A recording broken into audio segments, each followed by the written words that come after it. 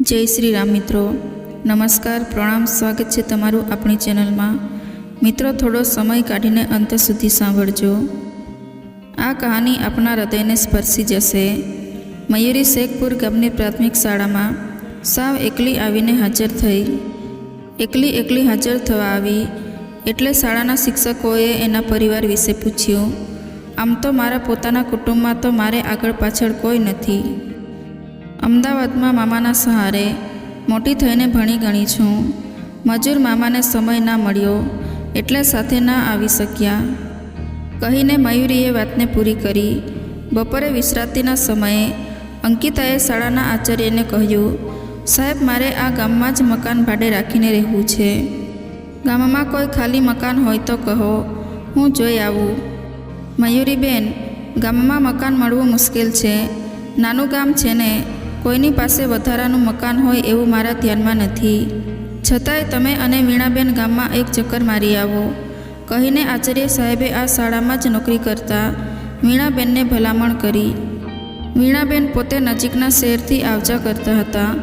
એમણે શાળા બહાર નીકળ્યા પછી કહ્યું, મયુરીબેન, ગામમાં મકાન મળે તો ઠીક છે, નહીંતર મારી સાથે શહેરમાં આવી જાઓ। મકાન પણ મળી જશે ને આપણે સાથે મારા સ્કૂટર પર આવજાવ કરીશું। પેટ્રોલનો અડધો ભાગ આપજો।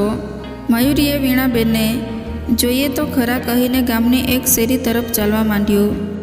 જાણે આ ગામથી પરિચિત હોય। એક શેરીના મકાન પાસે અટકી ગઈ। અંકિતા, એણે વીણાબેનને કહ્યું, આ ખાલી દેખાય, એ મકાન મળશે ખરું? વર્ષોથી આવાવર હોય એવું મકાન જોઈને વીણાબેન વિસ્મયતા સાથે બોલ્યા, મયુરીબેન, મને આ ગામમાં આવ્યાને 8 વર્ષ થયા। હું ત્યારથી આ મકાનને બંધ હાલતમાં જ જોઉં છું। બંને જણ વાતચીત કરી રહ્યા હતા ત્યાં બાજુના મકાનમાંથી ગામની આંગણવાડીમાં તેડાગર તરીકે નોકરી કરતી વસંતીબેન નામની સ્ત્રી બહાર નીકળીને બોલી, અરે આવો વીણાબેન, મારે ઘરે ચા પાણી કરવા આવો। અને આ સાથે બહેન કોણ છે? આ મયુરીબેન છે, આજે જ આપણી શાળામાં હાજર થયા છે। અમે બંને એમના માટે મકાન શોધવા નીકળ્યા છીએ। વસંતી કાકી, આ સામેનું બંધ ઘર કોનું છે? બેન, આ ઘર ભાડે લેવાની વાત કરે છે। અરે પહેલાં ઘરે આવો, પછી બધું કહું કહીને એ સ્ત્રી બંનેને એના ઘરે ખેંચી ગઈ। પાણી પાઈને પછી ચા મૂકતા એ સ્ત્રી બોલી, મયુરીબેન, આમ તો આ આખા ગામમાં 3 મકાન જ વધારાના કહી શકાય। એમાં એકમાં તો અમારી આંગણવાડી ચાલે છે, બીજું ચમના દારૂડિયાનું પાછળની શેરીમાં આવેલું છે, અને ત્રીજું તમે કહ્યું તે નખોડણી ગલી ડોસીનું એ ઘર તો છેલ્લા 15 વર્ષથી ટાળું માર્યા વગરનું જ પડ્યું છે। પરંતુ એની ઓસરીમાં મહેમાન પરોણાનો ખાટલો ઢાળવાની કોઈની હિંમત થતી નથી। નાની ઉંમરમાં જ વિધવા થયેલ એ ગલી ડોસી એના આખા કુટુંબને ભરકી ગઈ હતી। 3 જવાન દીકરા અને એક દીકરી 7-8 વર્ષના ગાળામાં જ મોતને ભેટ્યા। 2 છોકરાઓ પરણાવેલ હતા। તેમની વહુઓએ બીજે ઘર માંડ્યું। છેલ્લે ગલી ડોસી મરી ત્યારે મોટા દીકરાની 5-6 વર્ષની છોકરી જીવતી રહી ગયેલી। એને આ ગામનો 1 નંબરનો દારૂડિયો ચમન્યો કોણ જાણે ક્યાં ઉપાડીને લઈ ગયો। બધા વાતો કરે છે કે એ છોકરી થોડી ઉંમર લાયક થતાં ચમનીએ વેશ્યાવાડે વેચી દીધી હશે। આવા નખોડિયા ઘરમાં ના રહેવાય મયુરીબેન। અમદાવાદ જેવા મહાનગરમાં રહીને પીટીસી સુધીનો અભ્યાસ કરેલી મયુરી સહેજ આશ્ચર્ય પામ્યા વગર બોલી, એવું કંઈ ના હોય વસંતી કાકી, એ મકાનમાં રહેવાથી મને કંઈ નહીં થાય। એ મકાન માટે કોને પૂછવું પડે કાકી? વસંતી કાકી ઘડીભર મયુરીને જોઈ જ રહ્યા અને પછી બોલ્યા, મને તો તમારો પાડોશ મળશે જ બેન, પણ એ તો નક્કી જ છે કે રાત વર્તનું તમારી પાસે કોઈ બેસવાય નહીં આવે, એટલું યાદ રાખજો। નખોડિયું ઘર છે એટલે કોઈને પૂછવાની જરૂર નથી, છતાંય ગલી ડોસીના પરિવારના જ સરપંચ છે, એમને પૂછી લેજો। સરપંચની મંજૂરી લીધા પછી મયુરી ઘરને જાતે જ સાફ કરવા માંડી પડી। ઘરના છાપરાના નળિયા ચાલી રહેલ, મજૂરી કરતાં બમણા પૈસા આપીને મજૂર પાસે ચડાવ્યા। મજૂરી કામ કરતી 2 આઢત સ્ત્રીઓને માંડ સમજાવીને લીપણ માટે તૈયાર કરી। 10 દિવસ પછી નખોડણી ગલી ડોસીનું નખોડિયું મકાન રહેવા લાયક બની ગયું। 6 મહિના પસાર થઈ ગયા। મયુરીને ના ભૂત ભરકી ગયું કે ના કોઈ દિવસ એને તાવ તર્યો આવ્યો. શાળામાં 5 થી 7 ધોરણમાં નિયમિત અંગ્રેજી વિષય ભણાવનાર મયુરી પ્રથમ શિક્ષક હતી. ગામના બાળકો ઘરે ગૃહ કાર્યમાં અંગ્રેજી સ્પેલિંગો લખતા બોલતા હોય તે આશ્ચર્યજનક હતું. અંગ્રેજી ભાષાનું પ્રથમ સુંદર શિક્ષણ જોઈને વાલીગણ રાજીના રેડ થઈ ગયો. એમાંય મયુરીએ એ નખોડિયા ઘરમાં ફક્ત ટ્યુશનનો વર્ગ શરૂ કર્યો. શરૂમાં થોડા બાળકો એ ઘરમાં આવવા માટે ડરતા હતા, પરંતુ એ ડર પણ મયુરીએ સમજ આપીને દૂર કરી દીધો. મયુરીની ગામમાં વાહ થઈ ગઈ. 22 વર્ષની મયુરી હજી કુંવારી જ હતી. એણે શેખરપુર નજીકના ગામની શાળામાં નોકરી કરતા એના જ સમાજના વિનય નામના યુવાન શિક્ષક સાથે લગ્ન કર્યા. એ નખોડિયા મકાનના આંગણામાં જ ભોજન સમારંભ યોજાયો. આખું ગામ મયુરીનું પિયર પક્ષ બન્યું. લગ્નમાં થયેલ ખર્ચ કરતાંએ વધારે ચાલનો અને ભેટ સોગાદ આવ્યા. એકમાત્ર મામાની હાજરી નહોતી. એ મયુરી માટે ઘણી કરુણાજનક પરિસ્થિતિ હતી. લગ્ન પછી 15 દિવસે જ ગામના સરપંચે મયુરીને કહ્યું, બેન, તમને ધન્ય છે કે તમે આ નખોડિયા મકાનમાં 7 મહિનાથી રહી શક્યા છો. તમે તો અમારો સૌનો ભ્રમ દૂર કર્યો. હવે તમને એક વિનંતી છે. ગલી ડોશીના પૂરા 12 વીઘા જમીન 15 વર્ષથી એમને એમ પડી છે. ગામ લોકો એમાં ઉગેલ અડકલું ઘાસ વાઢતાંય ડરે છે. જો તમે એ ખેતરમાં જઈને ટ્રેક્ટર પર બેસીને એકવાર ખેડ કરાવો તો સૌનો ડર દૂર થઈ જશે. એમાં કંઈક વાવેતર થશે તો એની ઉપજને આપણે ગામના વિકાસ કાર્યો તેમજ પુણ્ય કાર્યોમાં વાપરીશું. મયુરીની આંખમાં ખુશીના આંસુ આવી ગયા. રવિવારના દિવસે સરપંચ અને ગામના આગેવાનો સાથે એ ખેતરમાં ગઈ. એક જ શેઠે માથું વાવે એવી 12 વીઘા જમીન જોતાં જ મયુરી બે બાળકી થઈ ગઈ. અનાયાસે જ નીચે નમીને એણે ખેતરની માટીને કપાળે ઘસી એ સાથે જ એ વિચારમાં ગરકાવ થઈ ગઈ. મયુરીનું આ વર્તન જોઈને સરપંચ સહિત સૌ કોઈ હાજર લોકો અચંબિત થઈ ગયા. સરપંચ તો કહી બેઠા, ખેતીવાડીની બહુ માયા છે બેન તમને. સરપંચના વાક્યથી મયુરીની તંદ્ર તૂટી.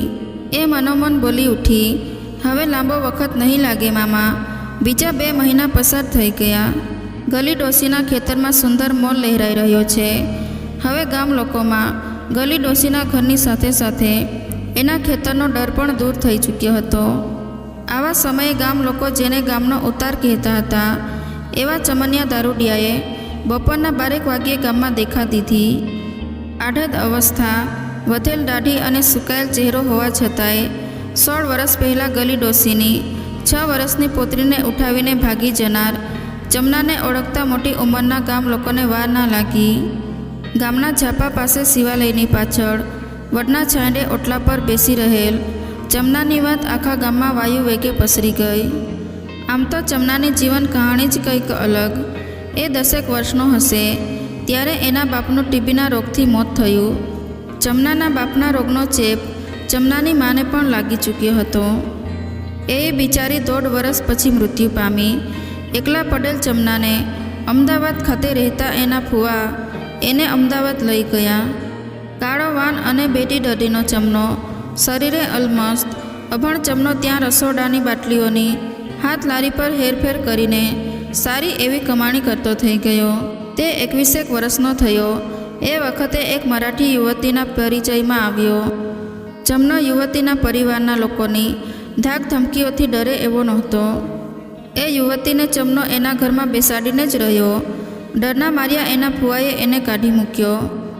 ચમનો ચાલીમાં મકાન ભાડે રાખીને રહેવા લાગ્યો. એક દિવસ લાગ જોઈને જમનાની વહુના સગા વહાલા આવીને જમનાની વહુને ઉપાડી ગયા. પછી એનો અતોપત્તો ના મળ્યો. કોર્ટ મેરેજ તો હતા નહીં. જમનો શું કાર્યવાહી કરી શકે? જમનાને એ યુવતી સાથે સાચો પ્રેમ હતો. એના વિહરમાં એ ભાંગી પડ્યો. અમદાવાદ ઉપર એને નફરત થઈ ગઈ. એ એના વતન શેખપુર પાછો આવ્યો. અહીં એ ખેતી કામમાં પૂરી ખંતથી મજૂરી કરીને પેટ ભરતો હતો. પરંતુ પેલી યુવતીની યાદે એનો પીછો ના છોડ્યો. દારૂથી 10 ગાઉં દૂર ભાગનાર ચમનો ખુદ દારૂડિયો બનીને ઊભો રહ્યો. પાક્કો દારૂડિયો. એની બધી જ કમાણી દારૂમાં જ વપરાવા લાગી. ચમનાને પોતાનું ઘર હોવા છતાંય એ ગમે ત્યાં પડ્યો રહે. એક દિવસ ભરપૂર પીધેલ હાલતમાં પડતો આખડતો ચમનો ગલી ડોશીના ઘર પાસેથી પસાર થઈ રહ્યો હતો. એના કાને રોકકળ સંભળાઈ. ગલી ડોશી મૃત્યુ પામ્યા હતા અને 5-6 વર્ષની બાળકી મા કરીને ગલી ડોશીના મડતા પર હાથ ફેરવીને રડી રહી હતી. આડોશ પાડોશની 7-8 સ્ત્રીઓ જાણે આભડછેટ લાગતી હોય તેમ દૂર ઊભી હતી. એમાંથી એકેય એ નાની બાળકીને છાની રાખવાનો પ્રયત્ન નહોતી કરી રહી. દારૂ પીધેલી હાલતમાં ચમનો આ દ્રશ્ય ઘડીભર જોઈ રહ્યો. ચમનાનો નશો ઉતરી ગયો. એ લથડતી ચાલે આગળ વધ્યો અને બાળકીને ઉંચકી લીધી. હાજર સ્ત્રીઓને તો ગલી ડોશીનો કાંધિયોય મળી ગયો હોય તેવું લાગ્યું. ધીરે ધીરે 5-10 પુરુષો પણ ભેગા થયા. પરંતુ ગલી ડોશીને કપડાં પહેરવાથી લઈને થાથડી બાંધવા સુધીની વિધિ શહેરમાં રહીને અંધશ્રદ્ધાને દૂર હડસેલી ચૂકેલ દારૂડિયા ચમનાએ જ કરી. સ્મશાનમાં મુખાંગી પણ ચમનાએ જ આપ્યો. સ્મશાન યાત્રામાં લોકલાજે જોડાયેલ ગલી ડોશીના 8-10 પરિવારજનો પણ મુખાંગી આપ્યાની 10 મિનિટ પછી ત્યાંથી નીકળી ગયા. એકલા બેસી રહેલ ચમનાની બંડીના ગજવામાં હજી એક દારૂની બાટલી અકબંધ હતી. ચિતા સળગી રહેવા આવી. એ સાથે જ ચમનો ઊભો થયો ને એ સાથે જ એણે બાટલીનો ઘા કર્યો. ચમને દારૂ છોડી દીધો. એણે ગલી ડોશીના ઘર તરફ દોડ મૂકી. ત્યાં 1-2 ડોશીઓ અને 2-3 પુરુષો સલાહ મસલત કરી રહ્યા હતા. આ છોડીનું હવે શું કરવું? ચમનાએ બોલ્યા ચાલ્યા વગર બાળકીને ઉંચકી લીધી ને એના ઘર તરફ ચાલતો થયો. ચમનો આખી રાત પટકા ફેરવતો રહ્યો. એણે મનોમન નક્કી કરી લીધું કે આ ગામમાં રહીને દીકરીને મોટી નહીં કરી શકાય. એને જે શહેરની નફરત થઈ હતી એ જ અમદાવાદનો એણે રસ્તો પકડ્યો. ત્યાં એણે એ જ સોડા બાટલીનો ધંધો સંભાળી લીધો. નામ વગરની દીકરીનું મ્યુનિસિપાલિટીની શાળામાં એણે મયુરી નામ લખાવ્યું. અનાથ દીકરીનો એ ખરા અર્થમાં મામો બન્યો. પીટીસી કર્યા પછી ઇન્ટરવ્યૂમાં પાસ થયેલ મયુરીએ નોકરીમાં એનું પોતાનું વતન જ પસંદ કર્યું. ચમન મામાની પણ એ જ ઈચ્છા હતી ને આજે રવિવાર હતો. મયુરી ખૂબ જ તણાવેલ સાથે વિહળતાથી મામાની રાહ જોઈ રહી હતી. એણે એના ઘરે 50 જેટલા બાળકોને પણ તૈયાર કરીને રાખ્યા હતા. ચમનો દારૂડિયો વડના ઓટલે બેઠો છે. વાક્ય કાને પડ્યું એ સાથે જ મયુરીની ખુશી ફૂફાડા મારવા લાગી. થાળીમાં મીઠાઈની સાથે શ્રીફળ, કંકાવટી અને ચોખા તૈયાર જ હતા. ચાલો બાળકો કહીને મયુરીએ દોડ મૂકી. બાળકોને એટલી જ ખબર હતી કે શિવજીના મંદિરે પ્રસાદ ધરાવવા જવાનું છે. કિકિયારીઓ સાથે એ બાળકોની સેનાએ પણ મયુરી પાછળ દોડ મૂકી. મયુરીબેન આટલી ઝડપે ક્યાં જાય છે વિચારતા બીજા લોકો પણ જોડાતા ગયા. અંકિતાએ ચમન મામાને ટપાલમાં વડ નીચે બેસવાનું કહેલ હતું. હાથમાં થાળી સાથે ઝડપભેર ચાલી રહેલ મયુરીએ ચમન મામાની સામે ઊભા રહીને શ્વાસ લીધો. એ સાથે જ એણે મામાના કપાળમાં તિલક કરીને ચોખા ચોંટાડ્યા. ચોખાથી પોખીને એણે મામાના પગે પડીને વંદન કર્યા. મયુરીબેન ચમના દારૂડિયાને આવું કેમ કરી રહ્યા છે એ પ્રશ્ન કોઈ પૂછી ના શક્યું. મયુરી મામાને શિવાલયે લઈ ગઈ અને ત્યાં શિવજીને પ્રસાદ ધરાવ્યો. મામા ભાણીએ શિવજીની પ્રાર્થના કરી. એ પ્રાર્થનામાં છેલ્લે મયુરી મોટા અવાજે કહેતી સંભળાઈ, હે ભોળાનાથ, 16 વર્ષ પછી વતનમાં પાછા ફરેલ અને મારા જીવનનો આધાર બનેલ ચમન મામાને સ્વસ્થ રાખજે. હે ભોળાનાથ, હું નખોડિયા ગલીમાંની પોતરી મયુરી તમને વિનવું છું કે તમે એ નખોડિયા શબ્દને ગામ લોકોના મોઢેથી વિદાય કર્યો છે. બસ હવે લાખ રાખજે ભોળાનાથ. મયુરી મામાને લઈને ઘરે પહોંચે એના પહેલાં તો વાત એથીએ બમણા વેગે ગામમાં પસરી ચૂકી હતી. ઘેર રાહ જોઈને બેઠેલ વિનયે મામા સસરાના પગે પડીને આશીર્વાદ લીધા અને મયુરીએ પાણી પાયું. એટલા સમયમાં તો ગામ લોકોની ખાસી એવી ભીડ જામી ગઈ. સૌ કોઈ ખુલ્લા દિલથી એકબીજાને કહી રહ્યા હતા, મયુરીબેન તો નખોડિયા ગલીમાંની પોતરી છે. આપણે જેને ચમનિયા દારૂડિયો કહીને ધિક્કારતા હતા એ તો મયુરીબેનનો તારણહાર બન્યો. સૌ કોઈ લાગણીશીલ બની ગયા હતા. સૌ કોઈ ચમનને અચરત ભરી નજરે જોઈ લેતા હતા. 20 વર્ષથી નાની ઉંમરના બાળકો, કિશોર કિશોરીઓ, તરુણો અને નવી આવેલ વહુઓ તો રીતસરના એમના કુટુંબજનોના માથા ખાઈ રહ્યા હતા. તેઓ સતત ચમન અને મયુરી વિશે પૂછપરછ કરી રહ્યા હતા. અચાનક મયુરીને પ્રસાદની મીઠાઈ વેચવાનું યાદ આવ્યું. એણે એક યુવાનને કહ્યું, ભાઈ થોડી થોડી બધાને પહોંચાડી દેને. પરંતુ લાગણીથી ભીંજાઈને પ્રેમ ભૂખ્યા બનેલ માનવ ટોળામાંથી અવાજ આવવા લાગ્યા, આખું ગામ ઉમટી પડ્યું છે. આટલી મીઠાઈથી કંઈ નહીં થાય. ટ્રેક્ટર લઈને ફટાફટ ઉપડો શહેરમાં. કોણ ગયું ને કોણે પૈસા આપ્યા, પણ 4 કિલોમીટર દૂર આવેલ શહેરમાંથી પોણો કલાકમાં તો 50 કિલોગ્રામ જેટલી મીઠાઈ આવી પહોંચી. ગામના કેટલાય ઘરેથી ચા ભરેલી કીટલીઓ આવવા લાગી. એ ચા અને મીઠાઈએ તો કેટલાય લોકો વચ્ચેના અબોલાને પડવારમાં તોડી નાખ્યા. બપોરના 3 વાગી ચૂક્યા હતા, છતાંય કોઈ ખસવાનું નામ નહોતા લેતા. એ જ સમયે બહાર ગયેલા ગામના સરપંચ હાથમાં સાલ અને નારિયેળ સાથે હાફળા ફાફડા દોડી આવ્યા. એમણે તો સીધો જમનાને બાથમાં જ લઈ લીધો અને પછી મયુરીને પાસે બોલાવીને કહ્યું, દીકરી 7 મહિનાથી તે છાનું રાખ્યું. શું કરું કાકા? જ્યાં સુધી નખોડિયા શબ્દને નેસ્ત નાબૂદ ના કરું ત્યાં સુધી હું લાચાર હતી. કહીને પોતાના જ પરિવારના સરપંચને મયુરી પગે લાગી. 2 મહિના પછી તો ગામના ખૂણે ખાચરે રહી ગયેલ વહેમ પણ દૂર થઈ ગયો. મયુરીની જમીનમાંથી નિપજેલ પાકની આવકમાંથી ગલીમાં પાછળ કારજ થયું અને વધેલ આવક ધર્માદ મામા આપવામાં આવી. કારજમાં આખું ગામ જમ્યું. એ નખોદણી ડોસીના કારજના જમણવાર પછી ના કોઈ બીમાર પડ્યું કે ના કોઈને ઊની આંચ આવી.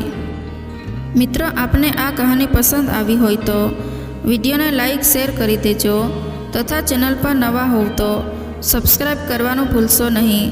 જય શ્રી રામ, જય શ્રી કૃષ્ણ.